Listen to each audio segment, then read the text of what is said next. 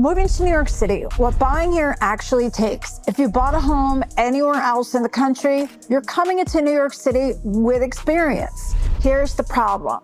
That experience may work against you because the way buying works everywhere else, you see the place, make the offer, get the loan, get the keys, that whole playbook falls apart the second you start looking in Manhattan. I've spent 18 years helping buyers from other states and other countries buy apartments in New York City. And the buyers who struggle usually aren't the ones with the smallest budgets. They're the ones who assume the city plays by the rules they already know. So let me break down what's waiting for you before you learn it the expensive way. First thing, the price on the listing is only the beginning of the conversation. Everywhere else, you budget for the down payment and you think you're done. But in New York City, the closing table has its own guest list, and everybody at the table gets paid.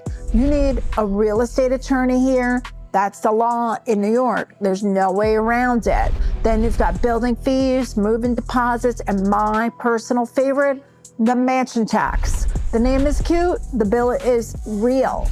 Once your purchase crosses about $1 million, which in Manhattan may buy you a nice one bedroom, the city takes a cut at the closing table, and that goes up as the price does. $1 million sounds like mansion money where you're coming from. Here, it's the entry fee. That's the cost surprise. The bigger shock has nothing to do with money. In New York City, the seller can say yes, and you still may not get the apartment. A lot of the apartments in this city are co-ops, and with a co-op, the building gets a vote on you. Think of it like a country club that happens to own your apartment.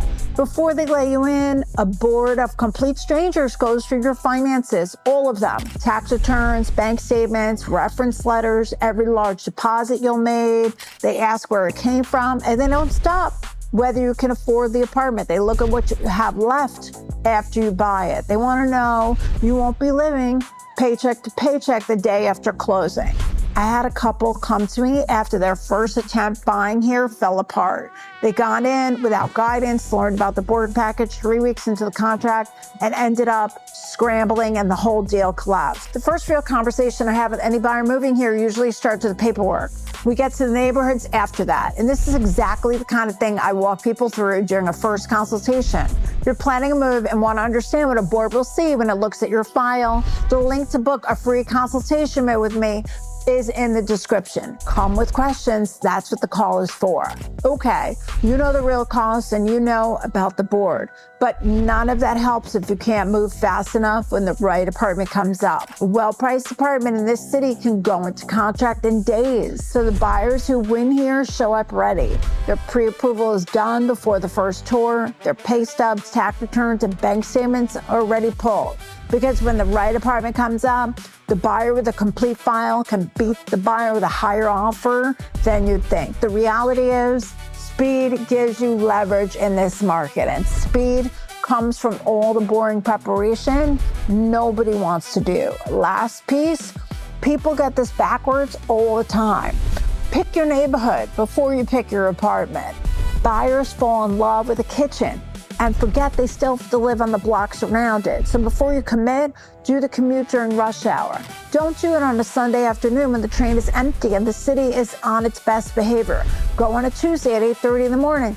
See how it feels. Walk the block at night too. Buy your coffee there. You're purchasing the apartment. You are living in the neighborhood. So here's where all of this lands. Buying in New York City costs more than the listing tells you. A board of strangers may get a vote. The market moves faster than you're used to, and the neighborhood decision comes before the apartment.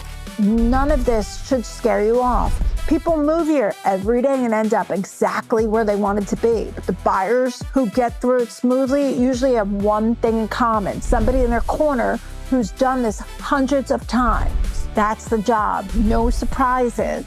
If you're serious about making the move, book a free consultation with me. The link is in the description below. We'll map out your budget, your timeline, which buildings are likely to approve your application. That one call can save you money. Talk soon.